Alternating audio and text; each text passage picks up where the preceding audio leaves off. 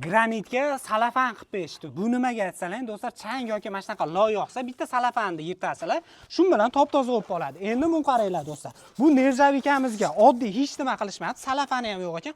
Mabodo chang yoki mana shunaqa loy yog'adigan bo'lsa, do'stlar, shunday holatda olasizlar-da, abdastada bitta suvimizni yaxshilab sachaverasizlar. Sachilgandan keyin do'stlar, ko'jalatamizda bitta arsalang top-toza bo'lib qoladi. Bu ya'ni nerjavikalik perilarimizga keladigan bo'lsak, palma fasonda bo'ladi, do'stlar, 10 yil garantiya, 1 yil servisi mutlaqo bepul bo'ladi. Ushbu xonadonimizga 20 metrga akalarimiz cho'tki holatda qilib berishgan.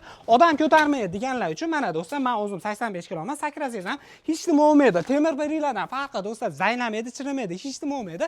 Eng qizig'i akalarimiz 25 yillik faoliyatga ega bo'ladi.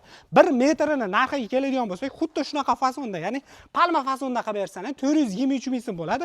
Tumbichkalarning narxi do'stlar 400 ming so'm bo'lar ekan. Bu narxlarning ichida usta haqqi, mahsuloti, garantiyasi hamma yo'g'i mutlaqo bepul bo'ladi.